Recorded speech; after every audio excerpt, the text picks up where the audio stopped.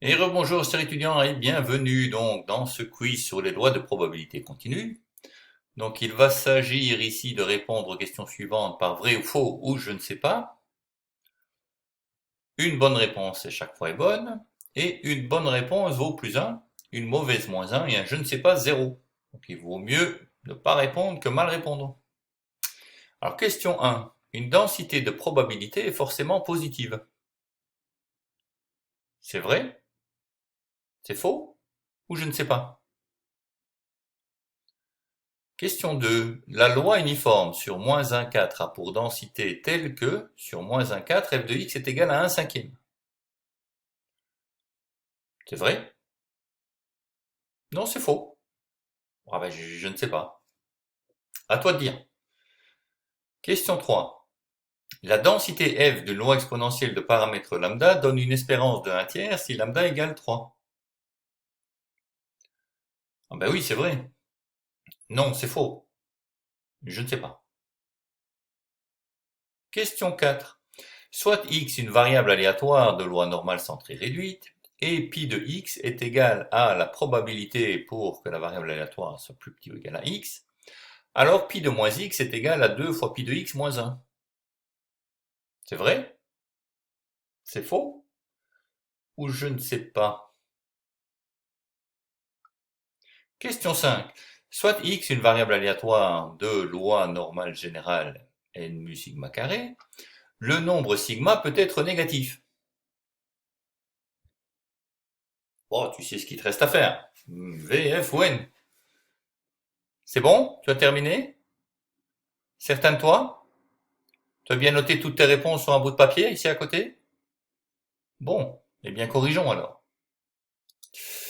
La question 1 est vraie. La réponse à la question 2, c'est vrai aussi.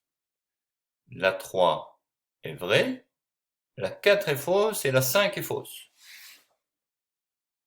Voilà. Donc, au vu de tes réponses sur ta feuille, tu peux calculer tes points en tenant compte des règles qui sont ici.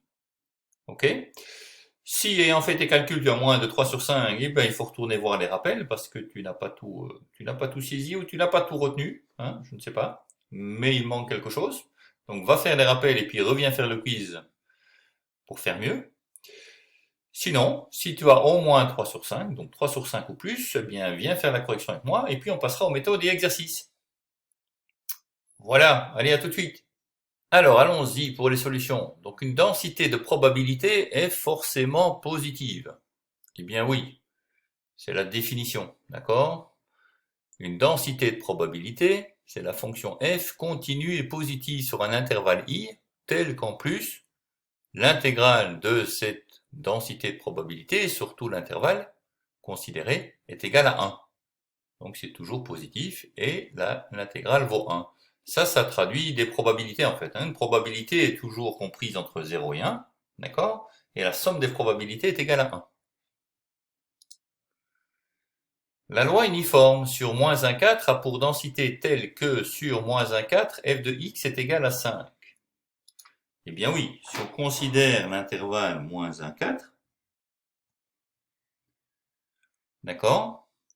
Ça c'est A, ça c'est B. Pour une loi uniforme, la fonction est définie sur l'intervalle AB par f est égal à 1 sur B moins A, ce qui fait donc bien 1 sur 4 moins moins 1, ce qui fait 1 cinquième. D'accord? Donc effectivement, sur l'intervalle considéré ici, la fonction vaut 1 cinquième. Alors question 3, la densité f d'une loi exponentielle de paramètre lambda donne une espérance de 1 tiers si lambda égale 3. Ben oui, c'est vrai, c'est vrai. Si on prend une fonction exponentielle, f de t, la loi de densité, donc c'est lambda fois e exposant moins lambda t, et effectivement l'espérance mathématique, d'accord, de cette variable aléatoire qui suit cette fonction-là, c'est 1 sur lambda. Donc, si lambda est égal à 3, e de x est égal à 1 sur lambda, ce qui fait 1 tiers. Ok, c'est clair? Alors, soit x une variable aléatoire de la loi normale centrée réduite, et pi de x la fonction de répartition, donc c'est la probabilité pour que x soit plus petit ou égal à x, alors on dit que pi de moins x est égal à 2 fois pi de x moins 1. Bon, mais ça c'est faux ça.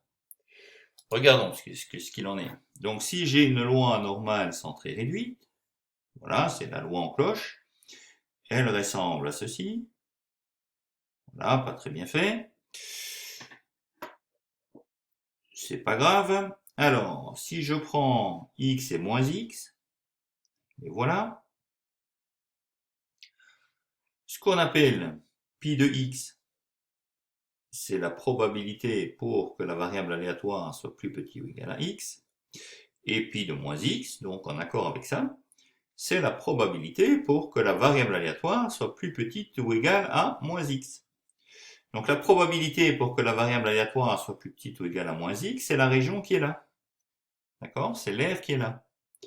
Eh bien, par symétrie de la fonction qui est ici, qui est une fonction paire, donc symétrique par rapport à l'axe y, hein, pas comme c'est représenté sur mon schéma, eh bien, on aura donc que la probabilité qui est là, c'est la même que celle-ci. Donc la probabilité pour que x soit plus petit ou égal à moins x, c'est en fait la probabilité pour que x soit plus grand ou égal à x, c'est-à-dire que c'est 1 moins la probabilité pour que x soit plus petit ou égal à x. D'accord?